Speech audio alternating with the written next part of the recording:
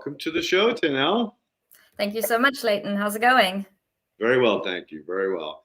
Wonderful. And typically of a new guest, I'll ask, what's your background and how you ended up where you are today? Yeah, happy to answer that. So I'm originally from South Africa, but I've been in California now for just going on 5 years. And I've been with Biome Makers for 2.5 years now, maybe a little over. And my background is in biotech and molecular biology. I have some experience working on farm in a nursery, doing regenerative practices, trialing out different products and methods. But ultimately found my way with Biome Makers. I absolutely love what the overall mission is, and that is to help enable, a better understanding for soil health and how we can get there. So kind of guiding growers and individuals in the ag industry, even gardeners, to better understand what's going on in their soil and how they can improve their soil health. Awesome. Yeah, it's quite a tool. I have just been blown away by the ability it gives me to take a deeper look and understanding into my typical corrective practices, with soil chemistry, saturated paste, direct microscopy. All those are great, but it's not like I can go down, drill down as deep as I can with the reports that you guys generate. And it was a little bit of a learning curve to try to really understand the data and be able to interpret it. But once you assisted getting me through the basics and allowed me to ask some more complex questions, it's a lot of information. Yeah, it really is. It's incredibly detailed, but yet once you're comfortable with understanding the perspective or the direction the information is coming from, then it just makes it's like 1, 2, 3. Oh, got it. Yeah. Absolutely. I also like to preface by saying, the soil biology test is not going to be your be all and end all test. We're not replacing fertility tests or the others that you mentioned. We're just here to provide some light or add another puzzle piece to the entire picture. No, that's well stated and true that, because you still need some of these other pieces to really get the picture. But again, your piece was really valuable. It was like one of the corner pieces, right? Because now you can start to really see how they all intersect and, give you a lot better of an informative approach to understanding how to move that needle into a ecology, not just a one piece or one section. Like it's biogeochemical. And if you don't have all three pieces, the best grade you can get is a 66, right? Exactly. Absolutely. So I understand that you have a presentation. Indeed. And maybe that's a good next step, and then we'll chop it up after you've done it. Sounds great. I do want to ask, who's the co-host that you have over there? Oh, this is Cheeto. Cheeto. Cheeto is a rescue out of East LA. Oh, so sweet. Yeah, he had a very traumatic childhood, but we're working through it, and I got him because Poe's mom died a few years back, and he went kind of got into a depressive state, and then we brought him in. But now he's back to normal again. So he's got a buddy. That's awesome. Yeah, he's got a little buddy, right, Cheeto? Had to ask. We couldn't ignore that cute face. Awesome. So let's jump into the slides. Yeah.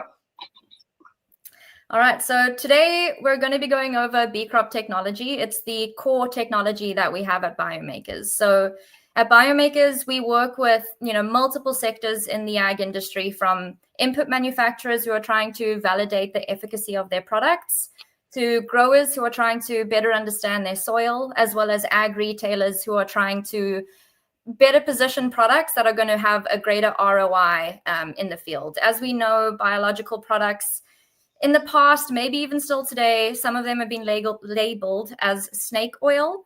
But the way we get around that is not every field needs the same product. And if you don't diagnose the soil to better understand the biology, how are you going to know what product is actually going to work?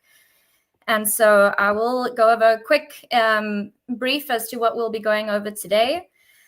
We'll be starting off with just a little bit of insight about Biome Makers, who we are, what we've done in the past. And And then from there, we'll go through testing for soil biology in general, as well as exploring Biomakers tools for soil biology testing. From there, we'll look at exactly how bee crop provides value out in the field, followed by a demo report of the bee crop test, which Leighton, I know you have experience using, so feel free to jump in while we're going over that. And then finally, we'll leave some room for questions. Fantastic. And audience, please go ahead when you have a question, put it in the chat, and Ken will earmark it, and that way we make sure that we have time to get to all of them. Yes, please do. So let's start with Biomakers. We are a soil and bio input testing lab that focuses exclusively on the microbiome. We've been commercial for about 10 years now, working with everyone from bio input manufacturers to growers and ag retailers. We have proprietary labs and lab partners throughout the US and the rest of the world. Our main lab in the US is located in Davis, California. We've trialed over 400 different biological input products, and we've analyzed soils from over 200 different crops. And something that we're really proud of is that we have the largest taxonomic database of over, I think it's super large. I think we're over 40 million microbes at this point. So with that, translating the soil microbiome data into actionable prescriptions for biological inputs and biostimulants is what we specialize in. And we know that it's a crowded space when it comes to bio inputs, but we have a proven track record of showing what products work, where they work the best, and we've built great partnerships with organizations who are industry leaders in the space as well. So what do? We decode soil biology. At Biomakers, it all starts with a soil sample similar to your chemical fertility sampling. However, what we're analyzing in the soil is very different. I'll take some time here to go over the protocol. Ultimately, we require not that much soil, as Leighton, you're familiar with. It's about 10 or so grams of soil. We have little test kits that we can send out with the sampling instructions, but ultimately, we go 2 to 6 inches deep, as close to the root zone as possible, and we require composite samples to ensure that we're not looking at outliers, so certain areas in the field that may be very different from the rest of the field. So composite sampling is always great to do, roughly about 5 cores or so, mix it up in a bucket, extract out about 10 grams, and then send it to the lab in Davis. Next slide. So some of the data that we look at in our reports, there's 3 major categories, right? So we look at soil quality. That looks into things like your biodiversity. How many different species of microbes do you have? We look at functionality. So of all those different microbes, are they performing a wide array of functions, or are they quite narrow with regards to what they can do for you in the plant? We look at resilience. So how adaptable is your soil to biotic and abiotic stresses? We also look at the fungal to bacterial ratio, as well as your mycorrhizal ratio. So kind of giving you some insight as to who is there. And then the next 2 sections, plant health and nutrient cycling, go beyond who is there to what are they doing. So the plant health section, we look at soil-borne diseases. These are crop specific. It's a very robust database, which we'll get into when we go over the example report. We look at natural biocontrol agents, so bacteria and fungi that can help defend against harmful pathogens, insects, nematodes, and they do so through competition for resources or parasitization. We look at phytohormone producers, stress adaptation metabolites, and then with the nutrient cycling, again, focusing on the biology, we're not measuring your NPK, we're measuring the microbes that help cycle NPK, as well as carbon and some micronutrient pathways as well. I will state we have got partner labs that can run the chemical fertility testing, so to kind of help you see the bigger picture of what biology is there to help move the nutrients, as well as what nutrients do you have existing in the soil. So this is quite small. I'm hoping it's bigger on everyone else's screen, but just wanted to give you a quick overview as to what the reports look like, what the benefits of using these reports are. And ultimately, we are helping predict disease risk, help analyze your yield improvements, assess your nutrient cycling, and then monitor your farm practices. So let's say you want to go from conventional to regenerative or organic. We can help you better understand how those management practices and inputs are affecting your soil health. Are you moving in the right direction? Are you maybe taking a few steps back? So really helping provide some insight as to what these practices and inputs are doing to the soil. So we're helping mitigate risk, maximize yields, and optimize your costs. And so I wanted to share an example report. Like we mentioned earlier, there is a lot of information. We report on 58 or so different biological metrics. So the way we simplify it, because that is so much information, on the first page, we give you the top 3 metrics that are potentially hindering your yield or your quality. And so for the case of this report, I can't even see it, so small. It looked like we had 2 diseases, as well as our nitrogen cycle being low. And the second page of the report is kind of like your 5,000-foot view, where we're giving you the insight as to how many different species you have, what is your bacterial to fungal ratio, as you can see on the top right corner. And then we just touch on a couple other soil quality metrics like biosustainability, which is telling you how well is your biology working together as an ecosystem. Are they very symbiotic? That would be a higher score. Or are they antagonizing one another, which would have a bit of a lower score? How we provide insight here is this ranking system where yellow is low. Yellow means you're lacking the biology to perform those specific functions, and blue is high. Generally, we want to see more blue, except when we get to the disease section on the left-hand side, where red is very high disease risk and yellow is low disease risk. You may wonder, how do you measure disease risk? We are doing it through the DNA. So we're basically looking at the pathogen load, how much of the specific pathogen is in the soil. And you need to keep in mind the disease triangle, right? We're looking at one corner of that, which is the presence and the abundance of that disease. So we can help you be predictive and tell you when the environment is going to be supporting the growth of that pathogen, you're going to have an issue because you already have a lot of that disease. You may not be seeing it in the plant right now because the environment is not favorable for that pathogen. So really helping you be more predictive instead of reactive with regards to your pest management. So beyond that, we have the disease, which is crop specific, as previously mentioned. Then we look at your biocontrols, as well as hormone production. So your auxin, cytokinin, gibberellin, which is going to help you with your root and shoot growth and flowering and fruiting. And then we also look at stress adaptation. So there's biology in the soil that produces these metabolites like salicylic acid that helps with drought and heat stress. We look at biology that produces exopolysaccharides, which is a gluey type substance that's going to help trap nutrients and hold water.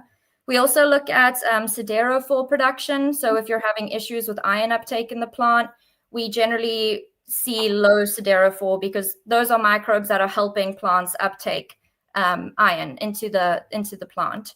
There are a few others on this list. I don't want to take up too much time going over each and every one. But so I'm going to skip ahead to the nutrient section. And so here it gets a little complicated. People often, go back to the mindset of, oh, it's carbon, so that's how much carbon I have. So I just want to remind everyone, it's the biology we're measuring. So we have our gain pathways, our loss pathways, and our indirect benefits. So we want to see higher gain pathways because that means the biology is taking those nutrients, converting them into the plant available form, versus the loss pathways or competition. Those are microbes taking the nutrients, using it for their own metabolism and either storing it in their cells or, in the case of carbon, releasing it back into the atmosphere as methane or CO2 or whatever else it may be. So again, we want higher gain, less indirect or competition.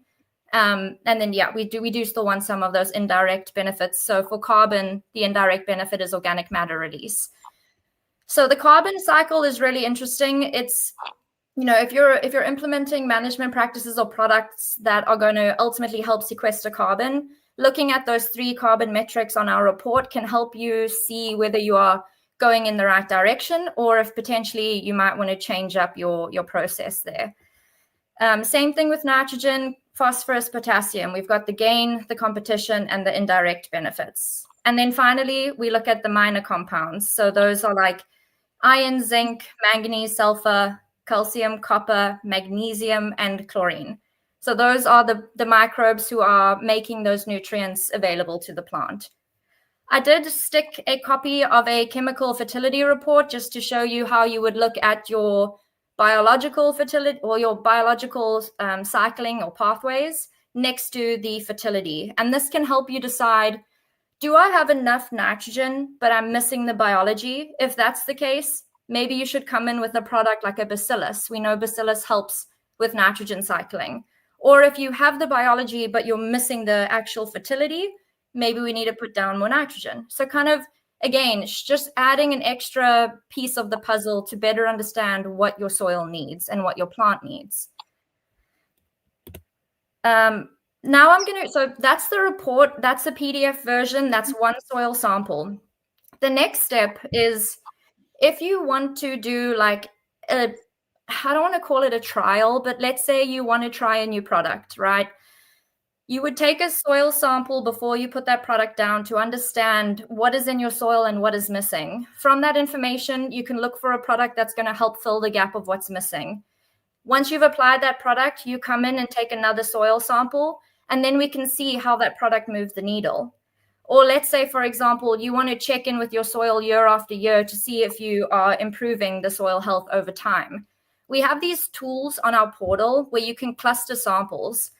The more you do, the better for like statistical validation, but we could also do it with single soil samples. And so here we're basically comparing a pre and post product application sample where on the left-hand side are all the metrics that were higher in the pre-application and on the right, the ones that were higher in the post.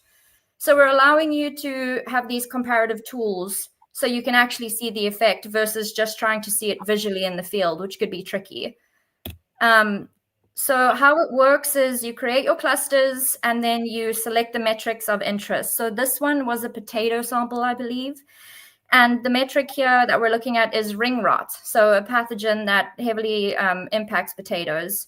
You can see that ring rot was in that high range, so very much so present before the product was applied. And then after the product was applied, it got reduced all the way down to 0. So a 78% decrease in that pathogen, which is excellent. This next one over here, we're looking at our inorganic nitrogen release. So the biology that is converting nitrogen applied into the plant available form. We can see at the pre-application, we were in the medium range, and then post-application, we were in the high range with an increase of 12%. So providing actual numerical values to show you how you are impacting your soil biology and therefore your soil health, which leads to, again, better yield, better productivity, better use of time, better use of budget for inputs and such. So that tool was comparing the different metrics we have. Because we're a biological testing company, you might want to know what microbes are in your soil pre and post application. And so I just selected bacillus. Oopsie. I just selected bacillus because we know that's a really important microbe in the soil. And so here we can see how much bacillus was in our soil pre-treatment. I can zoom in. So pre-treatment, it was 1.96% of the entire population made up of bacillus. Post-treatment, 2.42% of the entire population. So a 0.5% increase of the entire population is made up of bacillus. So we increased the abundance of bacillus after this product was applied. Another way we could use this, if it's not just for products, it could be, let's say you have a field or an area in your garden that is just disease-ridden or not yielding or terrible quality, and then a different field or area of the garden that's just always doing really well year after year. Even though you're applying the same products, even though it's the same soil type, even though the climate's obviously the same because it's in the same location, we can help you understand why that is by taking a sample from each of those sites and then using these tools to understand what metrics are really low, which metrics are we struggling with, and then what biologicals are there or not there. From that, we can then go and apply biologicals that could potentially help bring those metrics up, like nutrient cycling or disease pressure, whatever it may be. Leighton, that's the end of my slides. I didn't want to be too much of the presenter. And so I'd like to ask you, your experience with using Biome Makers, what your interest was, why you chose us, what questions we may have answered for you. Fantastic. And you are an amazing presenter. That was short, sweet, but you got to the details, which was really impressive. Now, it was great for me because I've been working with you for a while, but the audience, we're gonna definitely try to unpack some of those individual slides. So what I came to understand when I first started working with you was I was unlocking a mystery, a phenomenon that was occurring with ecosphere sciences that I had no other way than to really dive down this next level of both what's there, what they're producing, and why is this having these incredible results. So that was my introduction to you. And I worked with other labs like Mr. DNA, and they were very valuable, but the problem was the pipeline. So they'll give you this data, but then you're kind of on your own to sift through it, and that's very challenging because again, you're measuring families or groups, not individual species, which is the important thing, right? Because if you're just looking at the species, well, it's not telling you the ecology, and it takes a village in the soil. It takes that family needs to be intact. It can't be a divorced couple, whatever, right? And again, this is where your analyticals, the results of the actual individuals become so much more valuable. So that was my first experience, and I struggled with the results, and I bothered you a lot, and I appreciate the fact that you held my hand and talked me through the deeper understanding of how to get in the right mindset. And I think I touched on that a little bit in the beginning. And that's the hard part is you've got to get your head wrapped around, all right, what telescope am I using? Right? We're not doing microscopes now. We're out. This is macro now. And what magnification am I using it? And what star am I looking at? Or what a question am I trying to get answered? And that's where this tool becomes light years ahead of everything that I've been able to do up until that point. And so after I had, the wonderful experience, great customer service, reasonably priced testing with very powerful data, I was like, oh my God, I need to, implement this on all of my clients that are, I've a couple of different types of clients. I've got clients that really want to go down the rabbit hole of understanding and really, really are dedicated and wanting to move the needle. And I have others that are just like, oh, well, just give me your shotgun approach, right? Sure. And the shotgun approach works because whoever's there, whoever's missing, if again, it's not a bugs in a jug, but more of a what I call in vivo, in nature produced product, it works because basically, if you're not necessary, you either go cyst or you become food for someone who is. Right. And so you're supporting the shifting of the ecology into a later succession. Now, the beauty of this is you can now have a sniper rifle and you can target specific things where, again, you didn't have to go to that extreme. Maybe there is a biostimulant out there that's affordable. That's typically been my biggest beef with bugs in a jugs or biostimulants is that, like you made it very clear, without this information, you're just throwing darts blindfold at a barn trying to hit a target, a bullseye. So that eliminates all that. And it eliminates you have to shotgun it because you don't really know who's present or who needs to be strengthened. Exactly. And the term snake oil is okay to use in the biostimulant market because it just exploded. Yeah. It absolutely went ballistic in the last 5 years. And it's not like these people selling these products are about saving the planet or saving the soil or whatever. It's about money. And there's nothing wrong with making money, right? That's okay. We all need it. Hey, we got to pay our bills, Absolutely. food on the table. So it's not that I'm naysaying or throwing shade at the industry, but without tools like this, that industry is dysfunctional at best, right? Yeah. And again, like the fact that you have worked with so many of these, individual species products to biostimulant products provides a whole nother level to the people who are coming in off the streets going, well, I got a problem. I don't know how to fix it. And I need a lot of help. Yeah. And they come to you and you provide that, what I want to call A to Z support and understanding. It's like a Bible, right? You can go to individual verses if you need support in something, or in diagnostics, which has always been a challenge. I bitch a lot about the fact that when it comes to specifically chemistry, soil chemistry labs, the protocols are different lab to lab, and you can't compare them because their SOPs are different.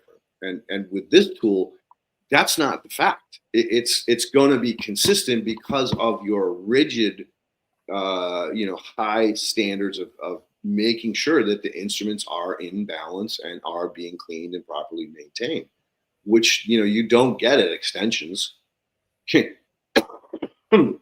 I've sent 3 identical samples into numerous, very, very well-respected college extensions to get, the critical data that I need, radically different results. Wow. Not So ideal. no, it isn't ideal. And it's problematic because I'm being irresponsible with my clients because I don't really have hard proof that the data that I'm using is correct. And so again, kudos to Biome Makers for really, putting the effort, energy, R&D into rolling out a product that's undeniably powerful.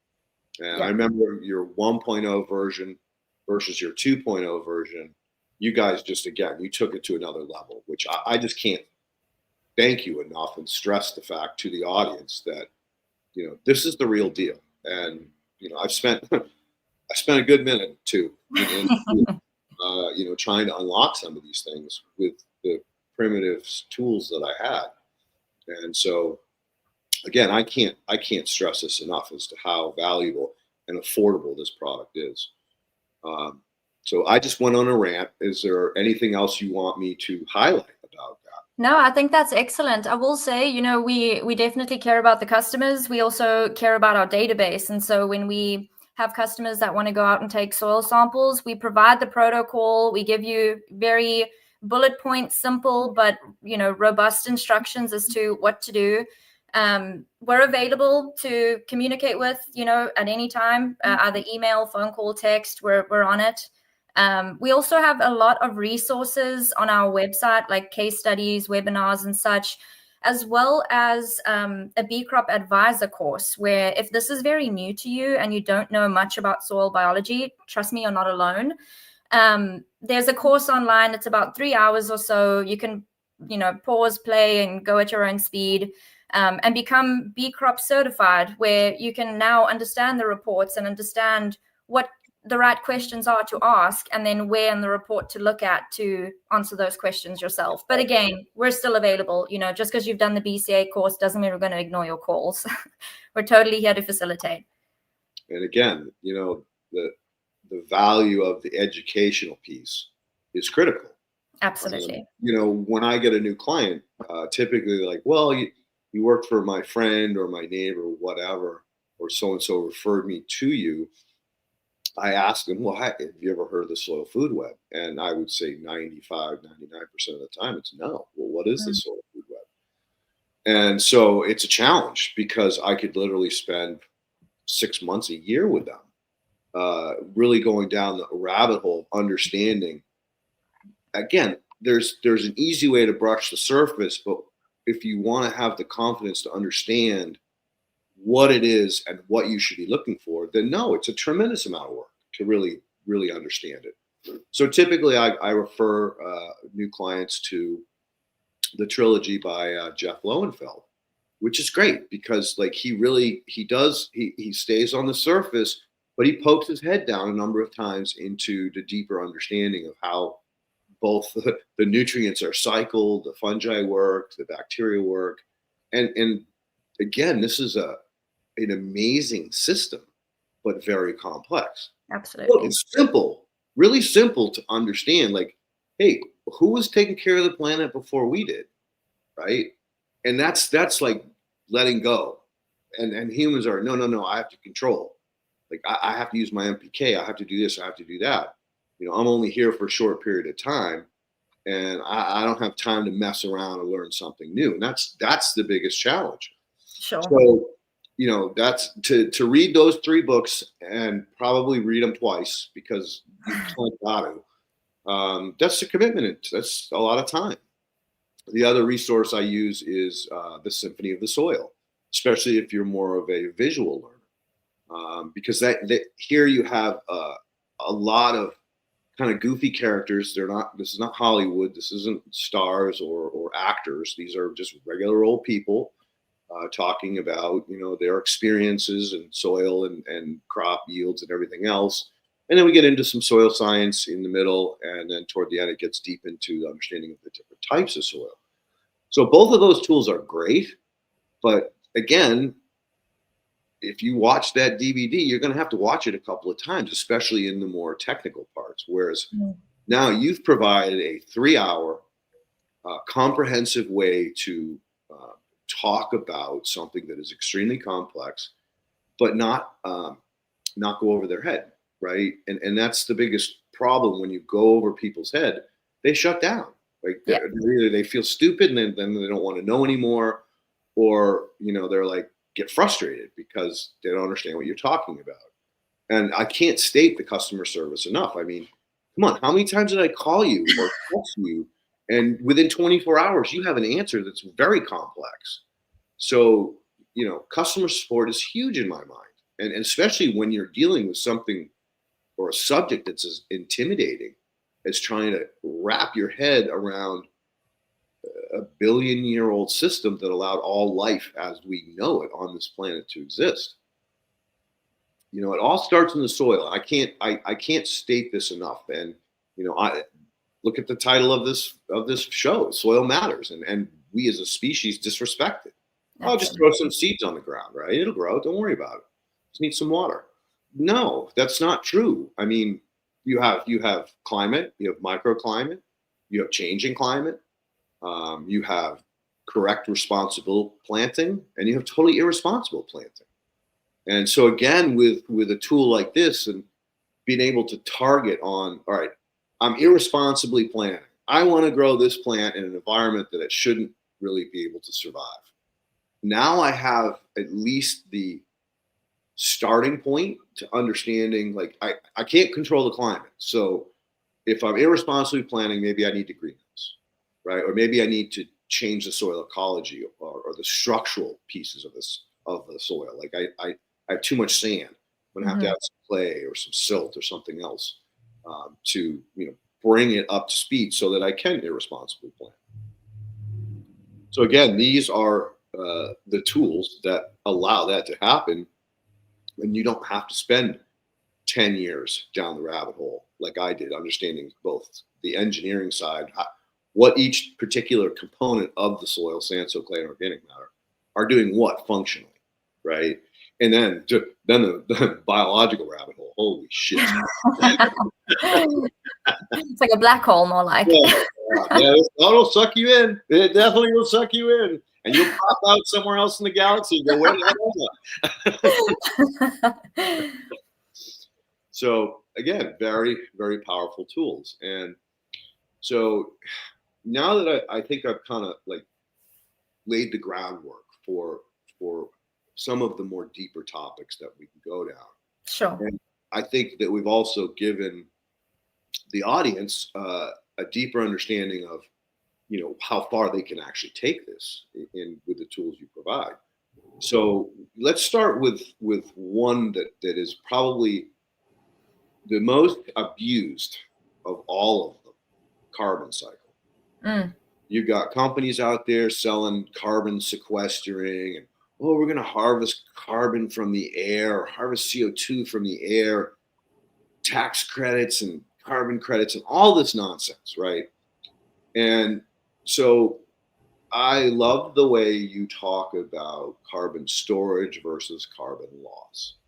And again, you're the first company and the first people that I have met that talk about C being more valuable than M. And I started ranting and raving about this, I don't know, probably 2-3 years ago, about like, hey, we can't look at MPK. We need to talk CNPK. Sure. Because without C, your N can't cycle, and it's gonna gas off, or it's gonna wash away, one or the other, but you're gonna lose it. And so maybe there's a way that you can put it in terms that I can't, because when I go down the hole of carbon, it's like, well, you're either storing it through biomass or roots and droppings, like leaf droppings. But unfortunately, anything on the surface of the soil essentially oxidizes, and we lose it in a gassed off form. Right. Which we're not gaining any benefit for, unless it's directly underneath the plant, which generally speaking it isn't, because it blew away. So is there more that you can kind of deeper take that conversation? Yeah, so I can talk on the metrics that we look at for carbon cycling, right? We have that gain pathway, which are the microbes that perform carbon fixation. So they're taking carbon from around the atmosphere environment, and they're fixing it into a form that the plant can use. So that's our gain pathway. We then have loss pathways, and those are made up of your methanogenesis, your fermentation, and your aerobic respiration. So fermentation and methanogenesis are anaerobic processes. And then your aerobic respiration, it's in the name, it's aerobic. So using those metrics, we can help better understand what type of environment you have in the soil. Are you leaning more towards anaerobic, or are you leaning more towards aerobic? Beyond that, we've got the indirect benefit, which are the microbes that are breaking down organic matter, known as organic matter release. So when you look at all that makes up, 5 different pathways, when you're looking at all 5 of those pathways, you can better understand what is happening with carbon in your soil, right? Are you promoting an environment that is anaerobic, and you're losing majority of your carbon through CO2 release and methane? Or do you have high organic matter release and high carbon fixation, meaning that you're potentially storing a lot more carbon than what's being lost? So looking at those 5 metrics, we can better understand what environment we have and what we're promoting. Are we promoting anaerobic or aerobic? Are we promoting carbon loss, or are we promoting carbon sequestration? And so the way that this becomes really valuable in that carbon conversation that you mentioned, Leighton, like the carbon credits and such, that takes like 3 to 5 years to measure. So you could be doing something and hoping in 3 to 5 years, I'm going to sequester carbon, versus with our testing, we can tell you in the moment, where are you leaning more towards? Are you fixing more carbon, and are you breaking down that organic matter? Or are you actually losing more carbon than you're gaining? So right now, what is happening? And then, if you want to test in fall and spring to see the differences between the seasons, because obviously the biology is going to shift based on temperature and rainfall and everything else, we can help better understand that process and how carbon is moving in your system throughout the year or year after year. And again, the way I use that tool on top of that is to understand the engineering component of the soil. As you talk about anaerobic and aerobic, that's something that, as a soil biologist, I have to understand and have to explain to people that when you're in an anaerobic phase, and I'm going to use that term phase for this conversation, you are creating ciliates, which are eating the flagellates, which is taking you in a negative direction as far as your nutrient cycle is concerned. But worse yet, you are turning your carbon into a volatile gas, and therefore you're burning your soil, churning and burning it. And we don't want to do that. So when we are in a highly functioning soil, which means well aggregated, those aggregates let the water pass through, and the individual aggregates then store the water, like you had talked about, these certain bacteria that indicate or create the biofilms, the glues that bond the sand, silt, and clay together into these aggregates. If we have high levels of them, then we can say predictively, within 4 or 5 months from now, you're going to have a functioning soil that's way better than what you have right now. So again, having those predictive powers to say, okay, we really want to do this right now because the fall rainy season is coming. And if we are not prepared for the fall rainy season, then you're going to be dealing with erosion and you're going to be burning your carbon. And that's a big step backwards. And not to mention, if you are using synthetic NPKs, you're going to lose them. They're gone. They're going to either get volatilized or washed away. And so you just wasted your money. Yeah. So again, having that power or the ability to see into the future about what's coming based on your climatology is invaluable. So let's talk about the fact that even in a highly functioning soil, you're still going to have anaerobic pockets. I did a test. Well, I was at Rodale, so it was 15 years ago anyway. And Elaine was talking to me about the difference between anaerobic and aerobic conditions and why anaerobic is so detrimental.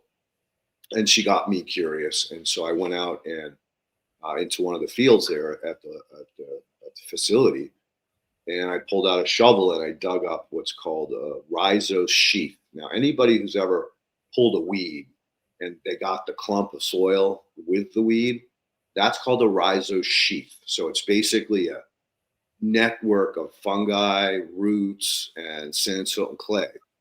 And one of the interesting things you can do to see how well or how well functioning your soil is in the company of a plant, you could take that plant, bob it up and down the water, and if all the soil falls off very quickly, then you don't have those glues. You don't have those advanced level biologicals or individual bacterial species that you need to make that plant even more functional. So anyway, I took this rhizose sheath. It was a pretty big one, and I sliced it down the middle with a steak knife, and I began to pull samples from individual parts of that rhizose sheath and put them under the microscope to study and get a better understanding of the ecology that she kept talking about. And sure as shit, I found pockets that were anaerobic. Oh. This was a super healthy plant. It was huge root ball. Highly stable. After I cut it in half, I did the testing to see if it was just a fluke that I had the pockets of anaerobes, and it wasn't. So I went back to her and I said, Elaine, you're preaching about aerobic soils and how important they are to maintain. I go, but here was a super healthy plant, very stable rhizose sheath, but I had anaerobic pockets in it. How do you explain that? And she kind of hummed and hawed a little bit, but then she was like, all right, I don't have to worry about you, Leighton, going rogue and doing something stupid, right? Because she had a lot of students that would learn a little bit, think they were great, and run off and do stupid shit. Mm-hmm. And so she goes, look, in nature, you're going to have both. A lot of times, the plant will actually encourage a pocket of anaerobes to survive and thrive, because it's like your stomach, right? We digest anaerobically.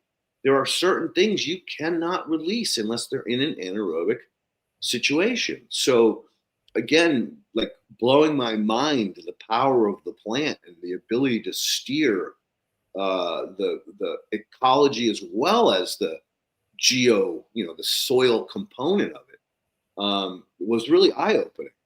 And you'll hear me talk on this podcast a lot that, like, who's farming who, right?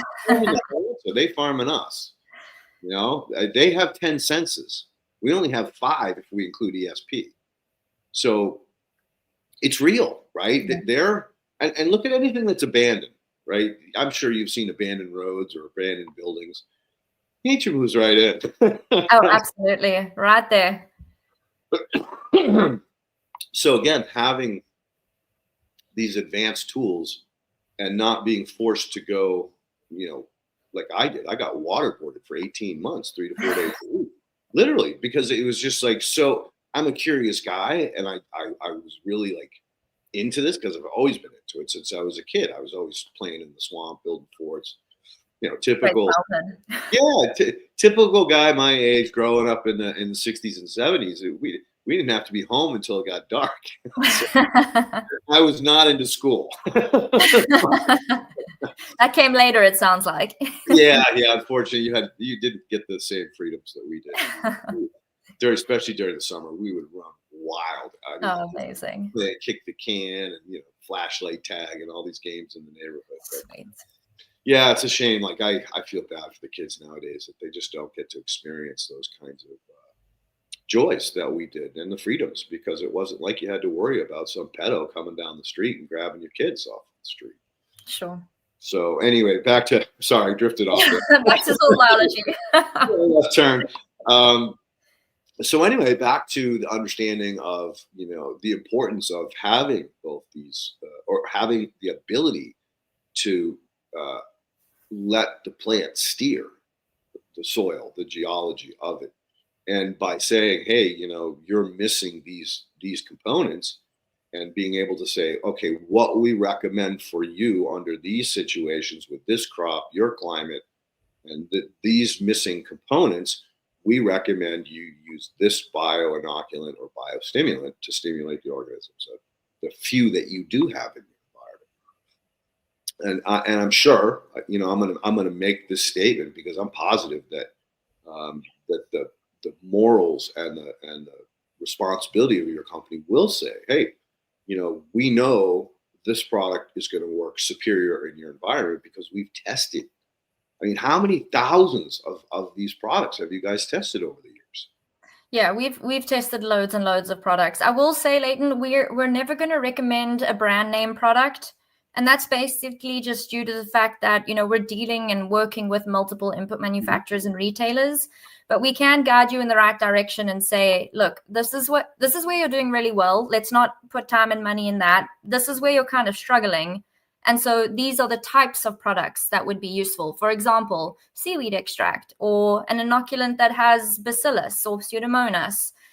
So really helping steer you in the right direction. But we're not going to make that final decision as to who are you buying from, because I'm assuming most of your customers, they already have those relationships with the companies or individuals where they're getting those products. So we're not trying to shift you and change the way that you're currently running things, but we are providing you information that's going to help you make the right decision at the right time on the right field, if you will. And again, did you see what she just did? The morals and standards that they're not going to recommend an individual. They're just going to point you in the direction and say, this is what you need. Do your research. Right. Go out and see what company's been around the longest. What company has the most recommendations or the most, customer support. What do they call those things? Testimonials. Right. And again, because you've done the legwork for the individual rolling in off the street, you're saving them years and potentially lots and lots of money for chasing the wrong direction, or worse yet, not being informed enough to realize, oh no, I don't need this whole, shotgun. I just need this silver bullet. And now I know, if I go out and do my research about what companies are the most reputable, that I will get what I need. Or who you already have the relationship with. That's a big one too. I know in ag, the relationship building and networking is really important. People are trying to help each other. I know we mentioned how, some input companies are maybe just trying to make a buck, but you can ask them for their data. If they have a product they're trying to push on you, say to them, what research have you done? Can I see the data? Can I see the information? Have you run a bee crop trial? Because then you can compare apples to apples, right? So they've done the trial to see the effect on the biology, and you can cross-reference that with your report and say, I am missing X, Y, and Z. Your product in those trials made X, Y, and Z better. Therefore, that's the product I need. Instead of someone saying, this product increases your bushels by 40% and it does X, Y, and Z, but there's no proof, or they just have a picture, right? You can't just make those assessments on pictures, unfortunately. We need hard data. And again, I love how you clarify that, right? That there are, there are just so many companies out there making so many claims across Right. the boards that are totally inappropriate. The greenwashing is real. Yeah. It's no joke. And so again, without being educated to a point where you understand what questions to ask, right? That's the key. And again, between your customer support, your educational platform, and your testing wing, you really are the unicorn that can provide the necessary information to the client. And again, whether they're like me, a consultant, or whether they're an individual farmer, they're going to get what they need, which is incredibly valuable. I mean, I in the last month I've referred, I think, 4 or 5 individuals to you, because I know that they're going to get the support that I got and that I needed in the beginning, because it's complex when you get into understanding the DNA. Yeah. And the secondary metabolites, we haven't even started talking about those. Again, it's going to take some education on the part of the consumer, to understand like these acids and they're being released in the plant available form in the rhizosphere or rhizosheath, either way, the bigger, the macro or the micro. But when you see super high levels of production, that can be both two different things. Like if you have such a high level of production and the plant's not looking great, well, that means you got a problem, right? But if you have moderate levels of this production of this particular metabolite and the plant's doing great, well, that's a supportive, right? So high always doesn't mean good. And you taught me this, was like, oh, that level's, you want to see that more in the medium range, not a high level of production of this. So, that's where it takes, again, customer support and education, so that you don't just look and say, oh, look at all my levels, they're all high. No, that's not good. Absolutely. No, that's so true, especially with the biocontrols, which we haven't touched on too much, but maybe I can give a quick overview. Yeah, please. So, we're reporting on your disease risk, how much of a specific pathogen that is going to affect your specific crop, how much of it is there, how much do you need to worry. Beyond that, we look at the biocontrols, which are the bacteria and fungi that are helping defend against fungal and bacterial pathogens, as well as insects and nematodes. And those biocontrols, if you don't have pathogens present, it makes sense that those biocontrols are not going to be there at high amounts. However, if you do have, let's say, a fungal pathogen at very high risk levels, and your biocontrol for fungicide agent is really low, something's missing in your soil. It's like our immune system, right? Like if I am a healthy individual and I come in contact with whatever it may be, if I am healthy and am exercising and eating well and doing all the right, getting enough sleep, I potentially won't get sick because my immune system is going to do what it needs to do. Those defenders are going to come into action and fight off that pathogen. Same thing with the soil. If you have a disease, your soil should turn on and do what is needed. The plant is in constant communication with the biology, and the biology is in constant communication with the rest of the biology.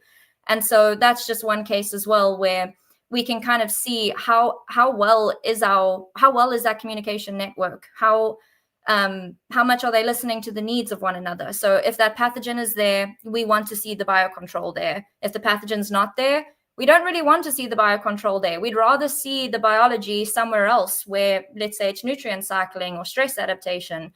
So kind of reading those reports, keeping that in mind as to one of the other metrics being like salt tolerance or heavy metal resistance. If you don't have high salty soil or you don't have a lot of heavy metals, it's okay that those metrics are low. But if you do have a lot of salt in your soil and your biology is not helping with salt tolerance, there's an issue. We need to do something. That was really well said. And there was a couple of the points that I wanted to talk about, and that is that in a healthy ecology, there's always going to be what we want to call pathogens present, and that's important because it's nature, Right. and perhaps a plant that you planted is genetically modified, and I'm not talking in a lab. I'm talking over what we call genetic drift. So after periods of time, certain plants get to a certain point where they're not meant to survive anymore. And that's kind of where nature comes in and says, okay, you're past your, you've had so many generations to a point where you're no longer healthy. You're no longer a healthy part of the ecosystem. Mm-hmm. If, say, the deer was to come along and eat you, you're going to potentially reduce its immune system. Therefore, it's time to go. And everybody talks about pathogens and pests as problems, but in reality, they're the great recyclers. They are one of the keys to preventing the override of something that is not healthy. You hear the word antioxidants. It'll come to me. Anyway, it's like viruses. Viruses are critical for evolution. We don't want them out of control, Right. but we want to have them present so that if something happens, that they can keep in check that genetic drift or inbreeding or whatever you want to call it. So if you have a fungal spore that is a pathogen, that's okay as long as it's not taking control and overriding the ecosystem as a whole. Because, like you said, Taniell, balance, balance, balance, and that's the key to the whole thing. And we typically, when I'm working with a new client, I'll do some scouting, some preliminary insect scouting. Very important. Yeah, right. And I'm like, oh, okay, you got a couple spider mites. All right, you got a little bit of what do we call those things? Mites over here. And then I look around and you got some beneficials here. This one eats that one. I said, okay, overall, I think you've got a better population of the beneficials than you do the pathogens. So that's good. And they're like, well, I don't want any pathogens. I don't want any pests. And like, no, in nature, you got to have that pests here because there are food source for somebody. You wonder why we don't have more insects, especially in ag production and even orchards and stuff, is because we've knocked it so far out of whack, and that only the pests really have an advantage because they can breed faster, and that this is by design. Again, right. Nature's beautiful if you take your hands off her. Again, if you're dealing with a situation that's effed up, that's different, right? But in a situation where you have a healthy ecology, hands off, you let it roll, it's going to just rock and roll. It's going to do fine. And yeah, there are going to be some plants that get consumed by pests, but that's okay. They're doing their job. Just leave them be. Don't be spraying them.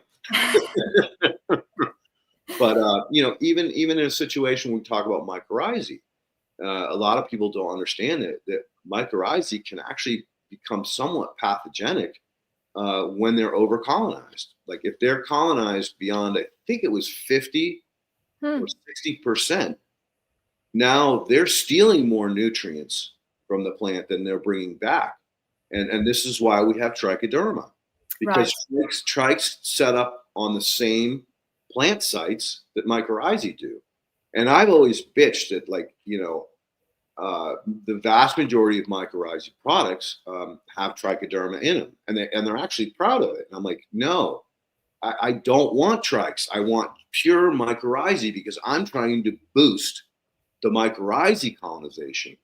I don't want these competitive trikes because they're faster to colonize than the mycorrhizae is.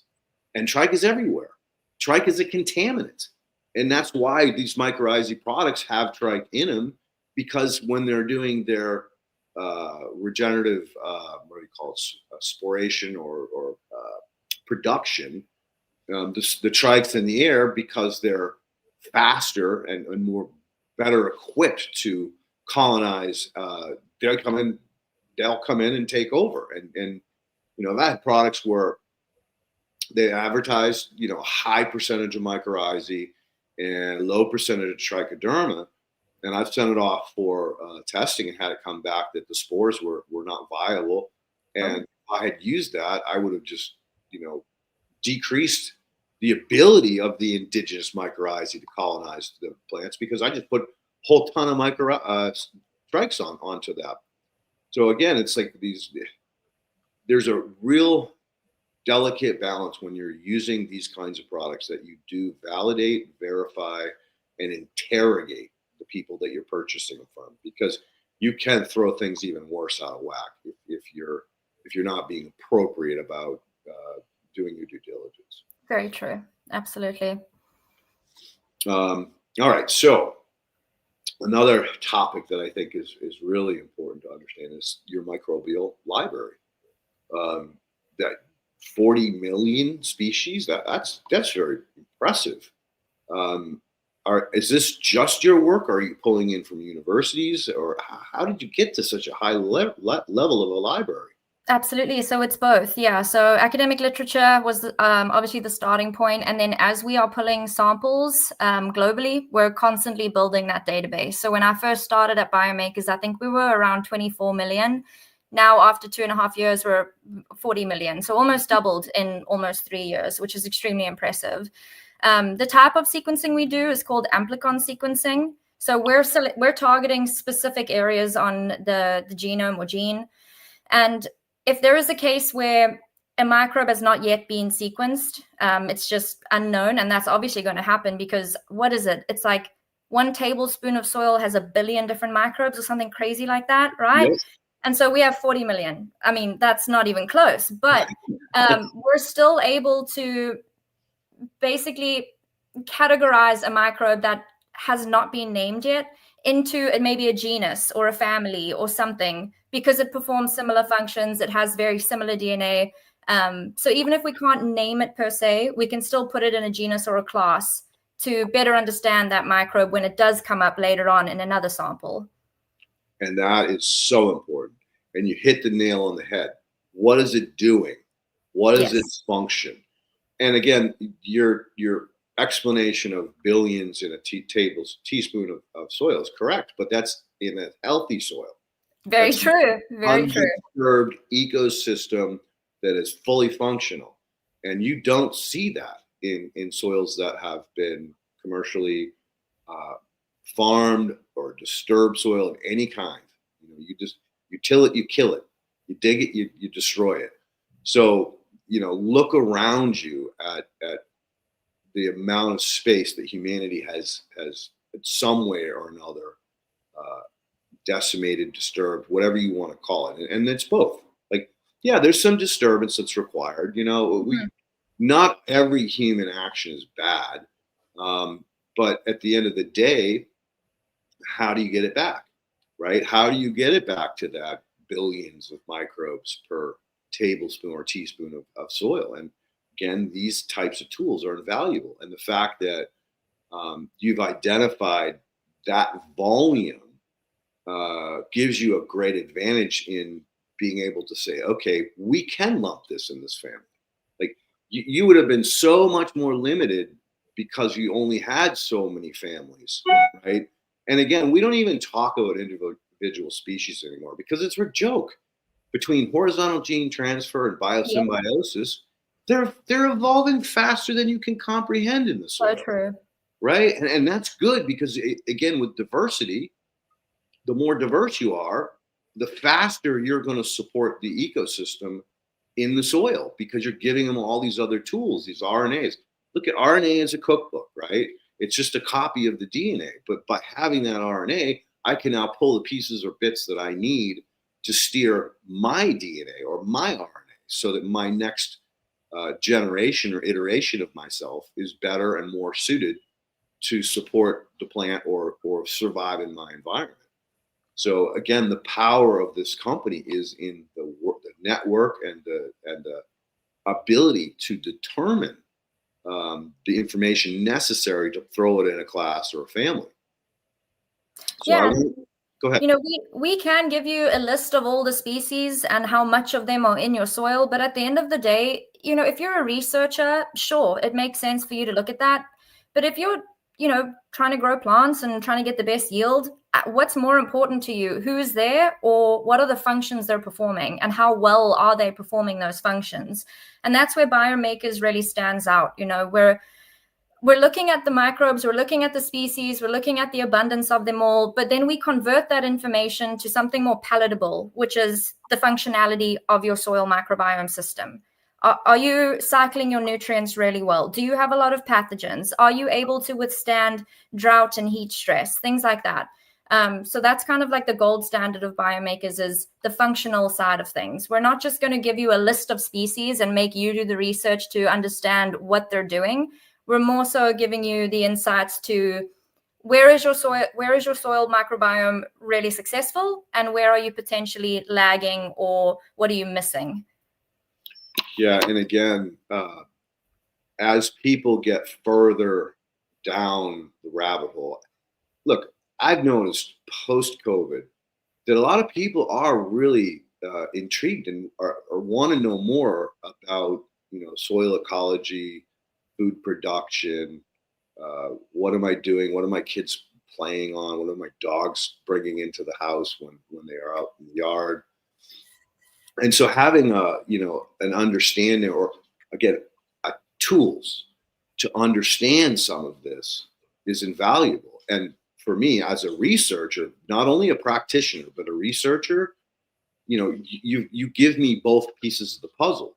And Craig and I have been working diligently for the last at least year, if not year and a half, on creating like a pipeline of information, or a pipeline or filter for us to be able to take the raw reads, plug it in, and say, okay, you have these pathogens. Um, they're not background noise, so that's a problem. And this helps me in, you know, advising companies that I work with that, all right, we really need to look at, you know, your SOPs or your temperature, your pH. Something's out of whack because you have, you know, maybe this pathogen isn't platable. And by platable, I mean a lot of organisms are not platable. In other words, I can't take them and bring them into a lab and give them the perfect food, the perfect environment, perfect light, perfect everything, and grow them out. They won't. They only grow out in nature. But some of them can be plated, and or some of them can mass produce in the right environment, as long as it's in an environment that supports the ecology of them or whatever they need. Again, the relationships between individual microbes is super complex. It's, think of it as like a village where you have, you know, you have a blacksmith, you know, a doctor, a shoemaker, a store operator, you know, all these little pieces. Well, something happens to the blacksmith, and all of a sudden now you can't shoe your horses. Now you can't trade with your neighbor, who is another bacterial species. You got a problem, right? You just hit a friggin' brick wall, because you can no longer continue to move down the path. Heck, you might be becoming extinct, or maybe the village is going to scatter now, and or slowly scatter and let what's left, you know, slowly die off. Right. So, you know, those are important things to understand, that especially like for me in the work that I'm doing above and beyond the consulting, in directing people to make sure that they're not introducing something that, because their environment is perfect, could cause a problem to somebody else, or to an ecology that perhaps is outside of your box. Mm-hmm. There's I was talking to a anthropologist today who I'm close with, and we were talking about this new oak borer. And the problem is that after the wildfires, there was a lot of oak trees that got damaged. And unfortunately, the system is knee jerk instead of more responsive. Mm-hmm. They cut down a lot of oak trees that would have probably survived. Like oak trees are some of the most hardy mother effers on the planet. They are so disease resistant, it's not funny. And it's an amazing balance that they have with the amount of pathogens that they carry with them. That somehow over the years they've evolved to be able to work together with these pathogens and thrive. Like, I mean, I wish I was here in Southern California in like the early 1800s when this place was just an oak savanna. Oh, It wow. must have been unbelievably gorgeous. And Absolutely. yeah, and then the Spanish came in and started cutting them down and making houses and boats and everything else and depleted the stock. Well, now there's a new, and again, because the oak tree doesn't have the supporting of the rest of the grove, right? You've taken away the bits and pieces. Now you've just got the store and the doctor and the dentist left, right? So now you're more susceptible to decline than the possibility of climbing out of this mess that you have. And so this borer has been spreading around. And now, you know, with the not being responsive to trying to keep these trees alive, and again, being knee-jerk reactive, cut it down, cut it down, cut it down, and get rid of it, get rid of it. They're moving these trees all over, the state into these compost facilities. Oh, Well, interesting. yeah. Well, what do these compost companies make? And where is it going? All over the place. So the potential for that borer to be spread across the state and affect their few remaining oak trees that are around, especially the ones that are individuals, you know, in the grove environment, they're probably going to be more okay and Yeah. less likely to have compost applied in a grove. But you know, on a a ranch or a gentleman's farm, the potential for his oak trees or her oak trees to get affected by this is, drastically increased. And so, again, I can educate all I want, but when I go to these compost yards, especially the big ones, they do the best they can to keep up with the requirements, restrictions, the rules. But if they get inundated, they have to do something with this stuff. They Yeah. can't just let it pile up and then ignite, right? They have to keep the ball moving. And so sometimes they have to cut corners a little bit here and there. And again, I don't think that they're doing this maliciously or trying to make money. They're just trying to not, drown in organic matter production. And so, needless to say, that's the kind of things that with your product, you can say, hey, we're seeing plant stress that we can't understand through the biology, or maybe you need to hire an anthropologist. Maybe you need to have somebody look at this because you're telling me the plant looks okay, and I'm telling you the soil's out of balance. All right, you're either walking into a storm, or maybe you're okay, but we just want to make sure that you're being as proactive as possible to prevent, again, be predictive about what the potential problem could be and is. And that goes back to the disease triangle again, right? Like the plant may look okay, the plant health is good. The soil biology is saying you have a lot of that pathogen present, but you're not seeing it in the plant. So what's missing? Environment. So as soon as you get those certain degree days that are going to promote the growth and infection rate of that pathogen, you need to be ready. And so that's what the disease risk profile on our testing can help with, can help you be more predictive over reactive, to your point, Leighton.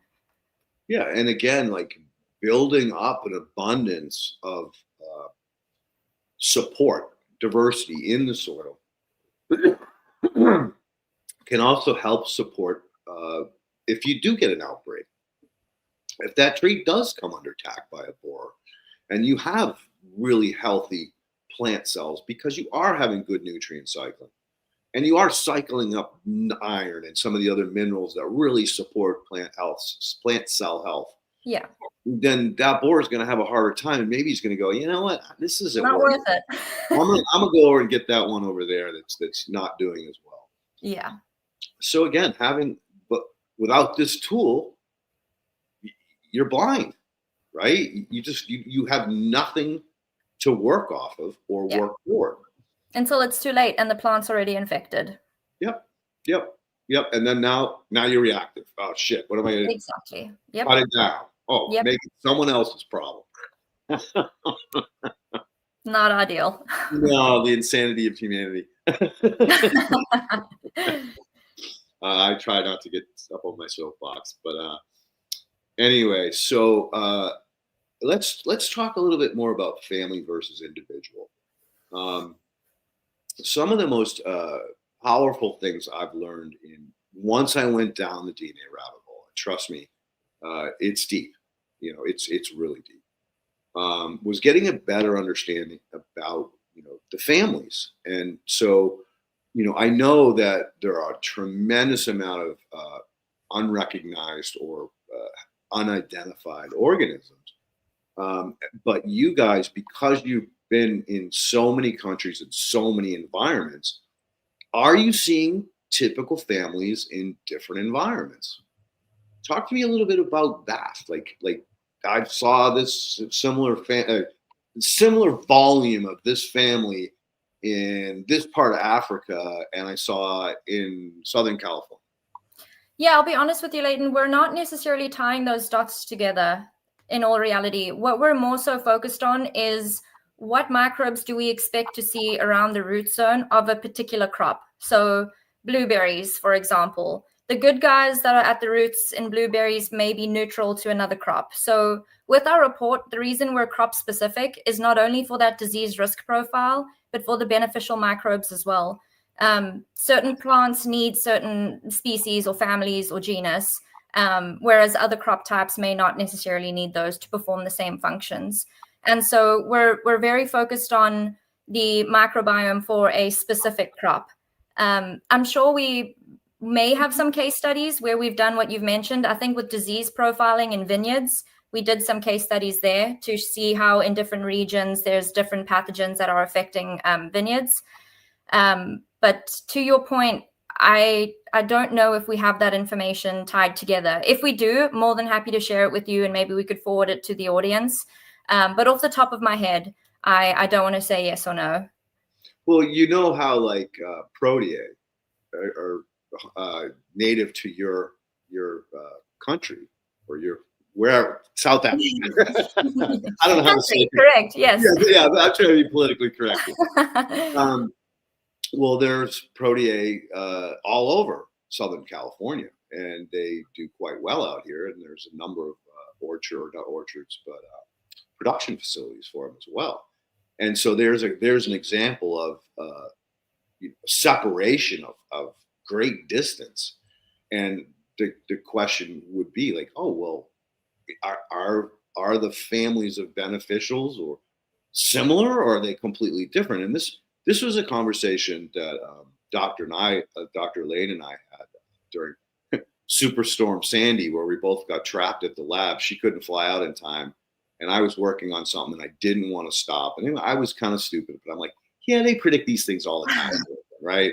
Well, that one they predicted right. Believe me, more often than not, they predict them. But I ended up staying to finish up my work. Plus, my fish were there, and I just wanted to make sure if something happened, the power went out, that the generators worked, and that the greenhouse was warm enough, so I didn't lose all of the work that I had been working so hard on. I couldn't have replicated that. It would have taken me, so long to bring the whole, entire family of tilapia back into the greenhouse. So, needless to say, we got trapped. I was really lucky. My hotel had a generator. Rodale had a generator.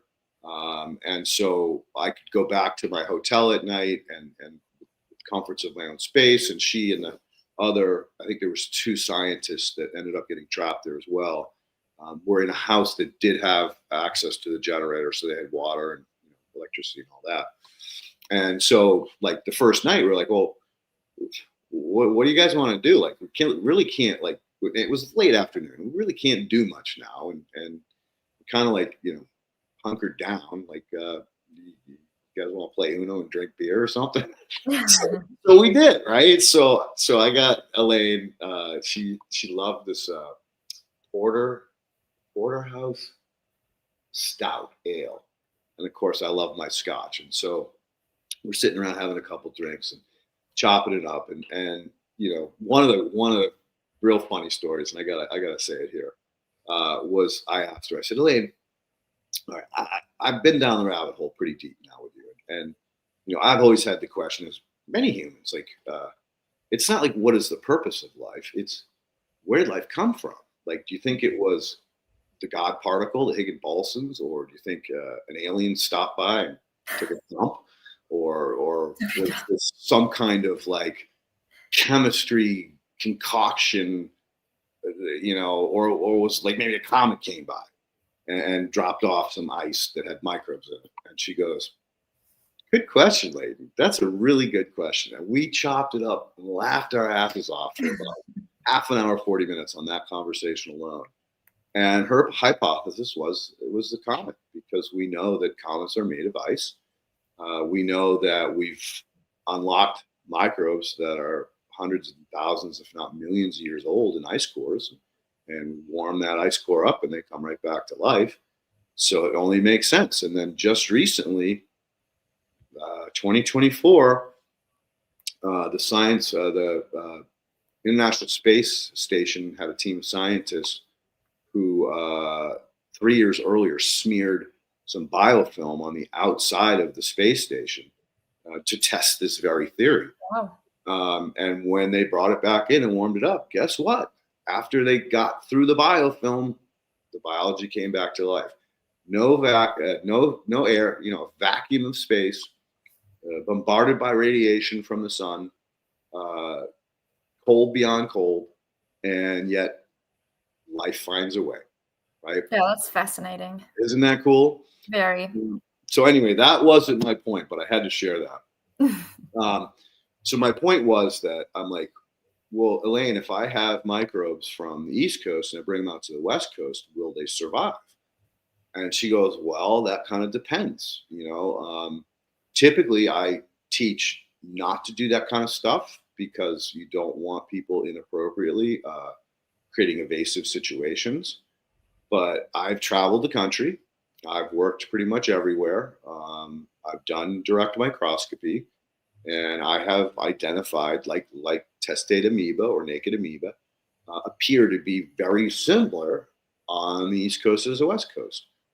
And I said, well, this goes a little deeper, but what about aquatic microorganisms?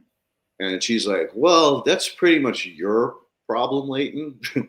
But I have looked at your slides, and I agree with you that there is, again, very similar in appearance. Say the testate amoeba that you're showing me comes from this fish poop is very similar to the ones that I'm pulling out of my compost pile, or you're pulling out of your compost pile. And so then we talked a little deeper about, again, we were having a lot of fun that night. All right, the beer was flowing. Many tangents followed, I'm sure. Yes. So then I was like, well, I've always kind of thought in the back of my mind that, prior, after working with you for 7 months or 8 months, whatever it was, maybe it was a year at that point. Yeah, I think it was almost a year at that point. I said, I've often thought about, like, prior to great human expansion, there was massive migration, right? Mm-hmm. And so whether it was geese or buffalo rushing through a stream, a river, or lake, or there was organisms being transferred aquatically and terrestrially all the time, whether it came from the manure or got stuck in their hair, or they was on their feet and they flew hundreds of miles away from where they had gotten those organisms. So I have to believe that the organisms were constantly interchanging between the aquatic and terrestrial. Like, not to mention, the Mississippi River, it's ripping down, hundreds of thousands of metric tons of silt and clay Well, all the time out into the Gulf of Mexico. And that was the most fertile shrimping area anywhere because of those microbes, because of the mineral content.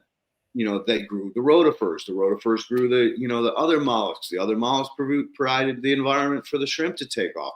So it just multiplied.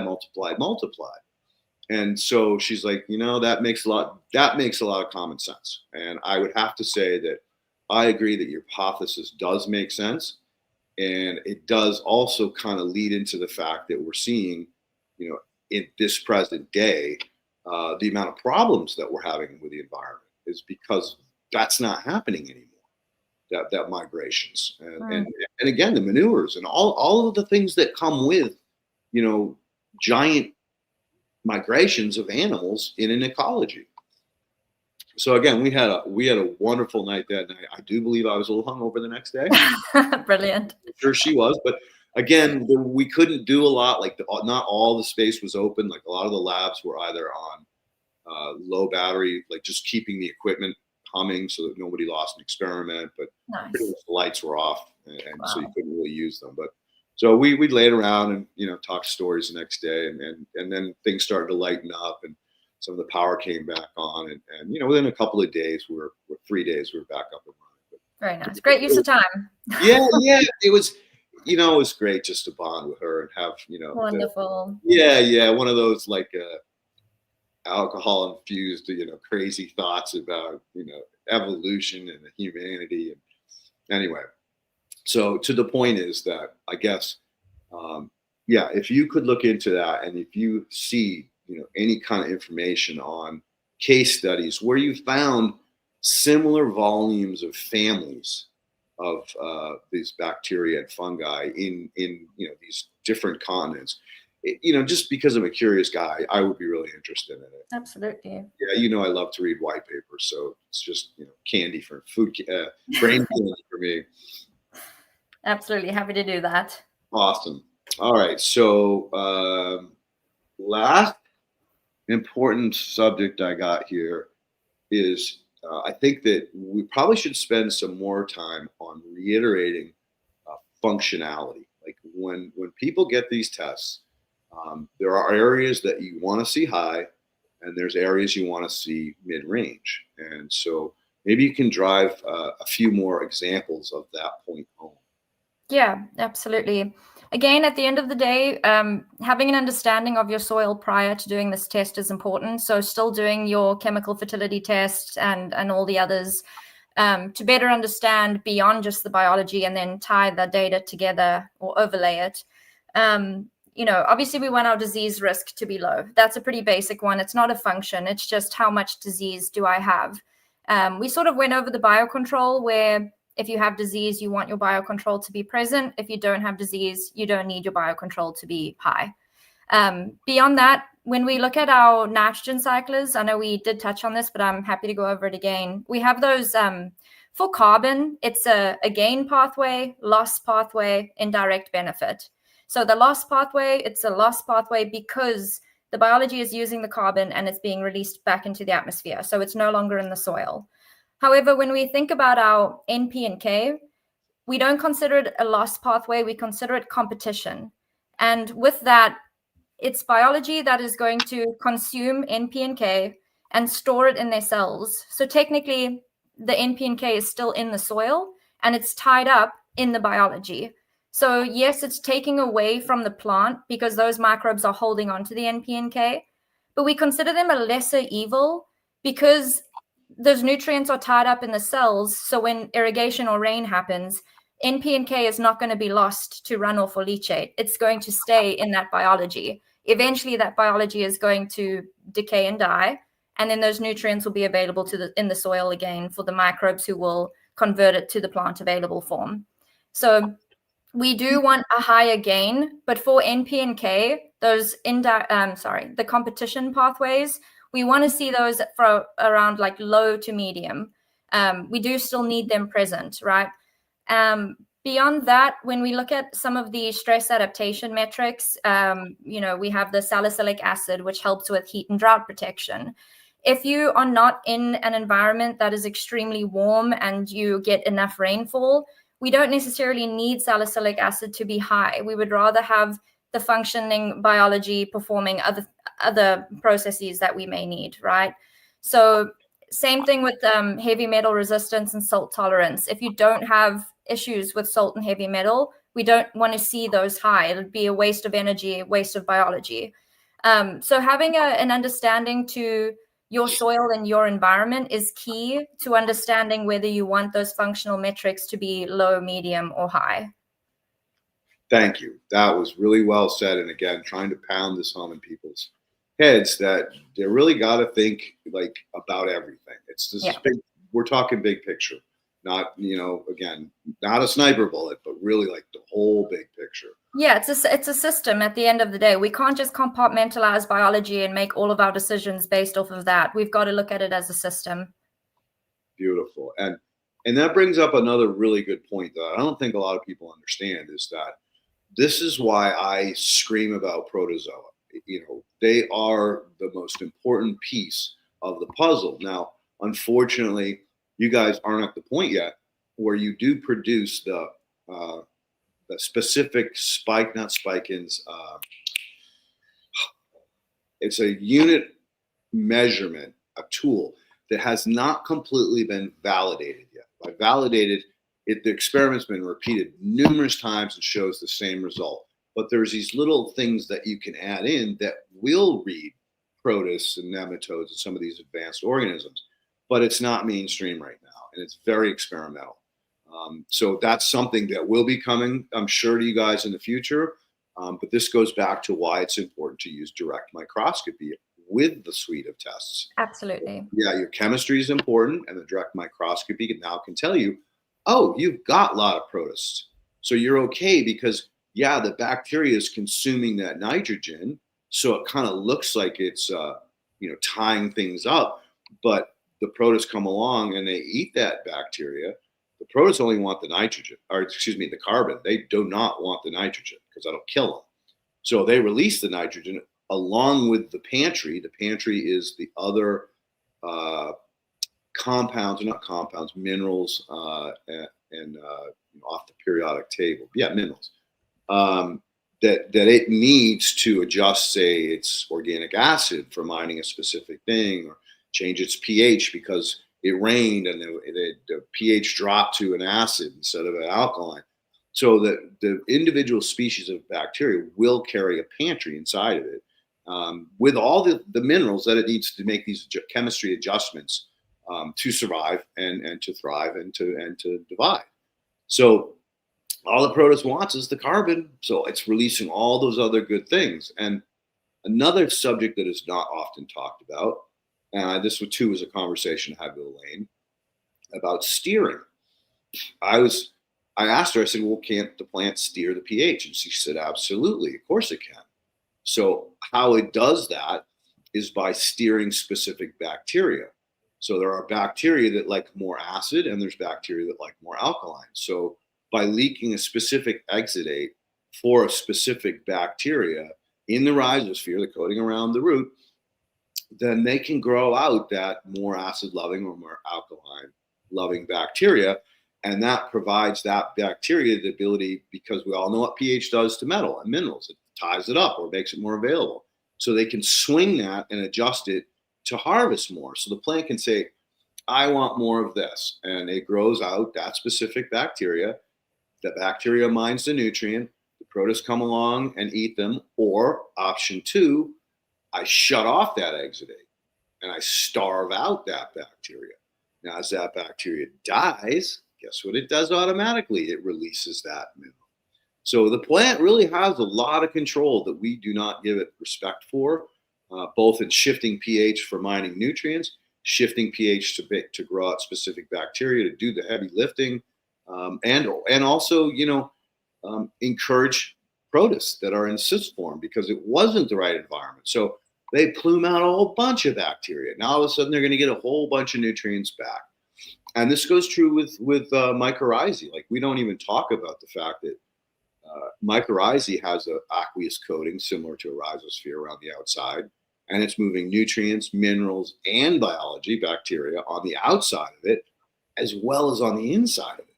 Yeah, it's actually moving bacteria on the inside of it, like an endophyte. It's allowed to go into the inner plant cell. Well, there's an endophytic relationship with certain bacteria and mycorrhizae that says, okay, you're going to give me your nitrogen, I'll let you inside. And I'll shoot you wherever you're needed, and best of luck to you, and I'll squirt you out. And you better grow your shell back real quick, or food for somebody else. Brilliant. The whole system is amazing, and I really want to thank you so much for taking the time today to help the audience better understand this tool and not be intimidated by it, because you have a wonderful company, great customer service. You support the educational piece, and you encourage people to do the right things to really prepare themselves, whether it's for a season, whether it's for a shift away from synthetics into the regenerative or organic production, and you're there to support them and not take advantage of them financially. I mean, your tests are so affordable, it's not funny. I mean, the DNA work that we did, back a couple years, which I still didn't understand. I had no idea how to interpret the stuff, but it was ridiculously expensive. And you support the farmers because you charge the farmers less than you charge the companies that are actually trying to grow out these bugs in a jug or identify specific bugs that they can grow out. Because again, not all biology is palatable in our controlled environment, on our petri dishes. Yeah, absolutely. And again, we're trying to close the communication between the input manufacturer as well as the grower or landowner to better understand, do I even need this product? And if not this product, which product? Because at the end of the day, they're going to try to sell you. And if you don't have all the information, you may make the wrong call. You may waste your money, and then you're a year behind. So yeah, I really appreciate the invite. And if there's any questions from the audience, happy to. I can't believe it. We did not have one question. So that I guess you did a great job. You did a great job. You did an excellent job in explaining this in a way that it's, again, not intimidating. It's like, okay, I can do this. And we have people in the audience from all over the world. We got Jeff down in Australia. I don't know. I didn't pay attention who was here today. Sometimes I like to ask, hey, members of the chat, tell us where you're from so Danielle can see the reach that we have, and understand that this is being recorded. And we have a lot of views, or a lot of people that listen when it's convenient for them. Because again, it's not all convenient to everybody at different time zones. Yeah, no, definitely. And the last thing was, I remembered, one of the things that I did want to just touch base on is free radicals. Like, that's something that in the medical world, they talk about it as a real problem. And free radicals, whether you want to call them oxidative or stress related, they're similar to, viruses. That as long as they're kept in check, they're actually doing you a huge favor, because the free radical comes in and says, whoa, there's too many of you. I'm going to start taking you out. And again, this is why, you hear me and other people preach about diversity, because if you don't have that diversity, whether again, it's in a cyst form or whether it's present in small proportions, you're in trouble when something goes sideways. And so, I guess my mind, what I'm trying to do is shift the mindset away from, oh my God, I got a pathogen, or oh my God, I got this problem. No, it's about balance. It's about keeping everything in check responsibly, and allowing the plant to steer it, and allowing the plant to get more healthy so it can do a better job steering it. And just like your example of the immune system, it's not all functioning, but it's there when you need it, right? Yep, absolutely. That's it. And we did actually have one question come in from Mad Dog. Will the microbiology help lock out? Probably nutrient. I would think, yeah.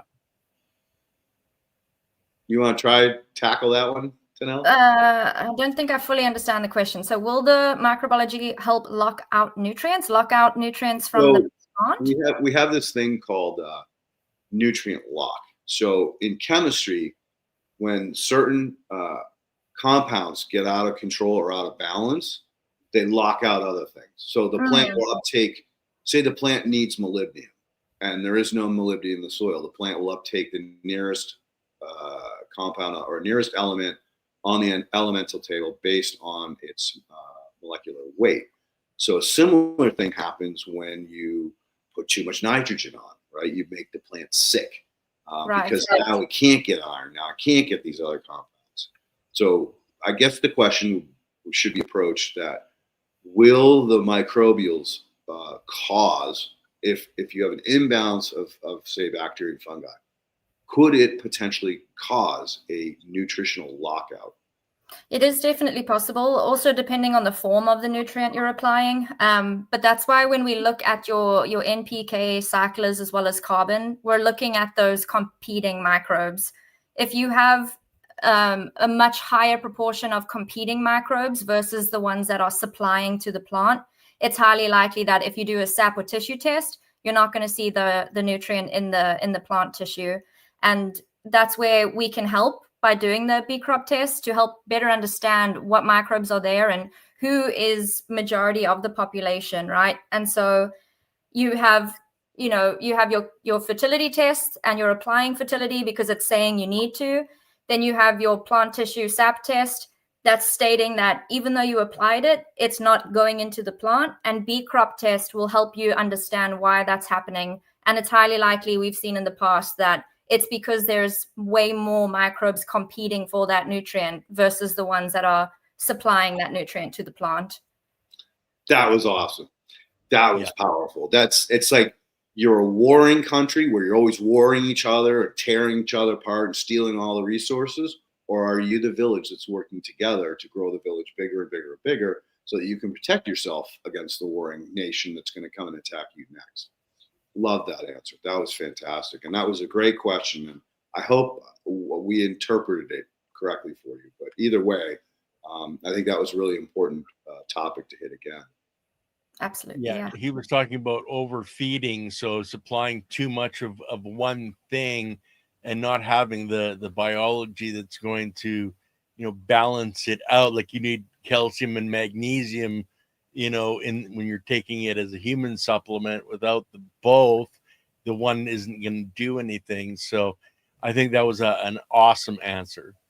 Excellent. And it goes back to years ago when people would apply an organic fertilizer and then they'd be like, well, it doesn't work. I told you it doesn't work. It just sits there. It doesn't do anything. It's like, no, you didn't have the microbial community necessary to break it down to make it plantable.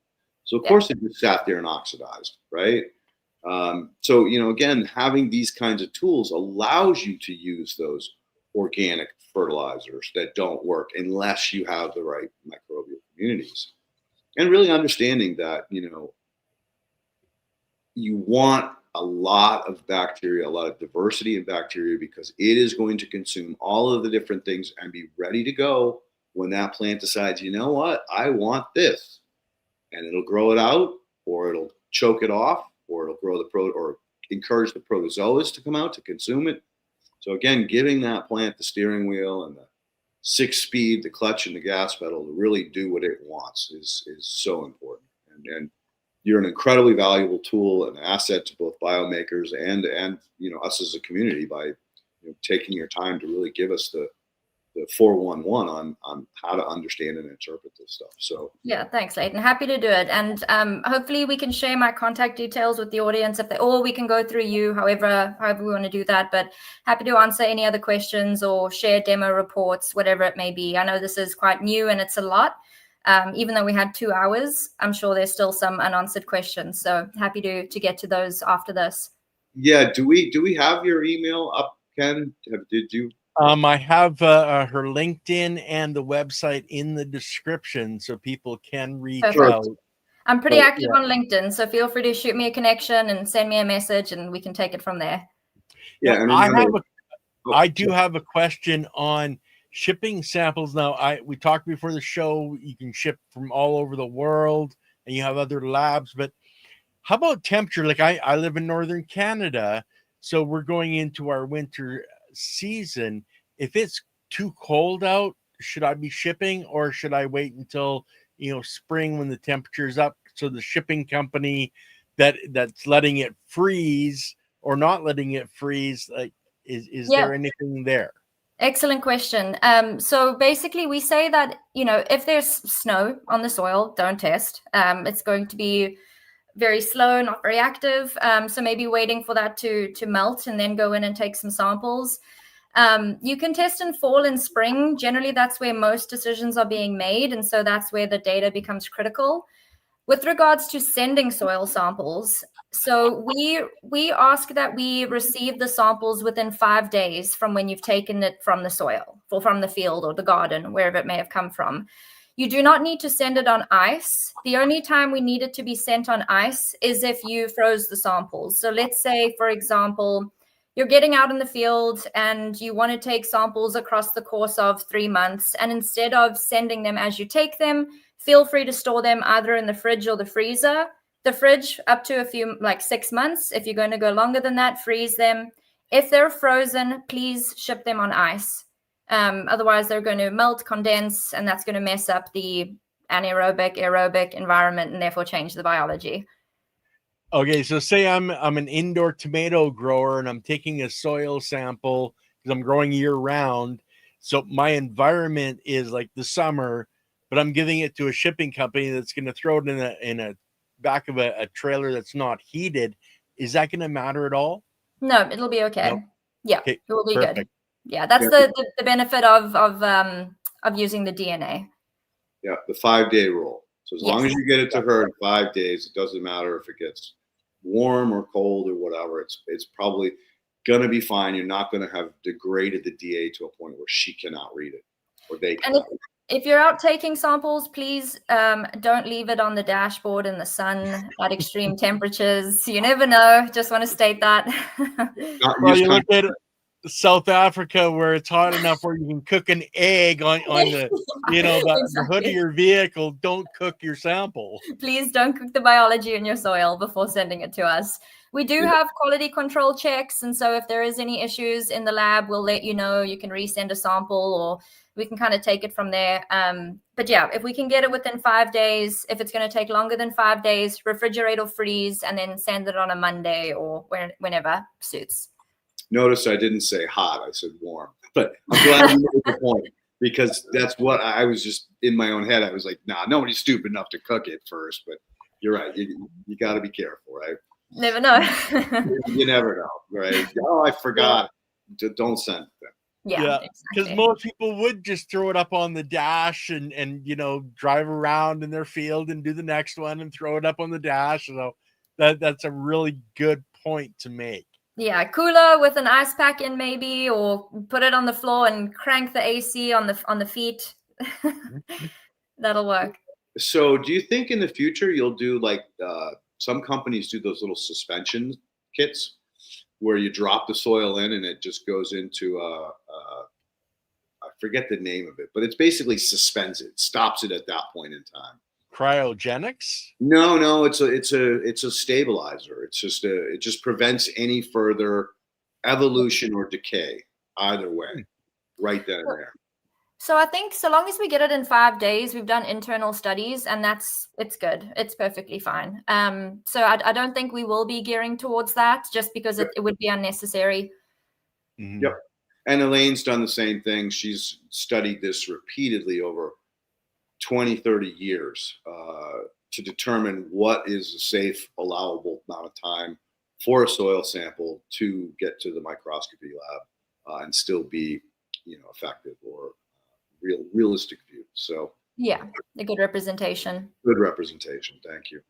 Now, I do have another question for, adding. You guys were talking about East Coast, West Coast, etc. So I'm buying a product that's made, say, on the East Coast, and I'm having it shipped to the West Coast to be used. Should I be looking for somebody on the West Coast, or is it really going to matter that much? I would say that's a question for the input company. And remember, if they're growing it in vivo in a lab, it doesn't matter, right? If they're growing it in vitro, again, I will default to what Taniell said. But bottom line is, if it's grown in an in vitro environment, it's going to be way stronger, way more likely to survive in any environment you throw it in. An example, I use a company, Bioratis, for my mycorrhizae. They're actually growing that in Spain, in vitro or in vivo. So they're growing it in sand and soil with plants. And I've had consistent colonization every time I've used that product. Beautiful. Yeah. So that kind of should answer your question, that it's okay to traverse different places, as long as, again, they're a responsible, reliable company that has a solid reputation and proof of life, so to say. Yeah. Okay, guys, I think that's pretty much it. Unless you have like, I know your course, the 3-hour course, people can go to the website and sign up for that and learn about this and more in depth. But do you guys go out and do talks anywhere or anything like that? So we have webinars. At a minimum, we do once a month, sometimes more than that. So if you go to the biomakers.com page and look at resources, there'll be a list of case studies, webinars. I think on YouTube as well, if you just YouTube Biomakers, majority of the webinars are stored there on that page as well. Oh, fantastic. And thank you so much for your time, young lady. It's such an informative podcast, and it's more what people really need to understand, that the biology, if it's not there, you're going to have issues. Absolutely. That's it. Yeah, I really appreciate the opportunity to chat with you both. And I look forward to continuing the partnership that we've got going. It's been awesome. Yeah. Oh yeah, for sure. And we'll probably drag you back on in 6 months to a year and see. Sounds good to me. Yeah, just to see where we went from the 40 million. Yeah. We'll give you an update in 6 months. Awesome. Well, I'm sure we'll be talking again soon, Taniell, and I think you're going to have some reports out to me sometime this week or early next. So indeed, I look forward to getting those, and I'll stay in touch. I should say turnaround time's about 2 weeks from when we receive the samples, just because you brought that up, Leighton. So if you need an answer right now, unfortunately, you should have seen that 2 weeks ago. But so again, being more predictive versus reactive, that's where we want to be. And so, if you could just give us roughly 2 weeks is good enough for us to get the results back. And also be aware that if you are sending it in peak season, there can be delays, right? They're only human. You get 1,000 samples in a day. There's just nothing they're going to be able to do. I would say 2 to 3 weeks. If you can give us that buffer, then all will be good. Yep, agreed. Fantastic. Awesome. Again, Taniell, thank you so much for coming on today. You're an absolute pleasure, and I love the way you kind of educated the people on a way that is very, intuitive and easy to understand, and not too much over their head. So I appreciate the work that you've done and the ability to speak to this point, our topic, as you did. Very happy to be here. Thanks, Leighton. Thanks, Ken. My pleasure. Ken, thank you as always for all the behind the scenes work you do on this, my friend, and keep it going every week. So really appreciate it. I truly enjoy doing this and learning, because I learn from every show. And that was the main focus of this channel, is I wanted to keep learning, but I wanted to bring on people that would educate me as much as educate everybody else as well. I love it. So awesome. Guys, as for what's going on with the channel, tomorrow I've got Pat Miltich back on talking about cell savior and soil saviors. That's on Tuesday. Wednesday, of course, me and Andy, we're going to be talking about compost. Thursdays, we have the ladies coming back on with Chiropractic is Sexy. Friday, I have Matthew Trum on. He's got a new course that we're going to be talking about, and a whole bunch of people that he's got for that course. And then next week, we've got Yellow Skunk Farms coming back on. So we're going to see his setup in a horizontal system with an aquaponics feel to it. So guys, that's what's happening with the rest of the week. So hopefully you're all going to be able to catch those podcasts as they come up. Thanks, everybody. Thanks again, Taniell. Absolutely. Have a good Bye, day, everyone. everybody. Bye then.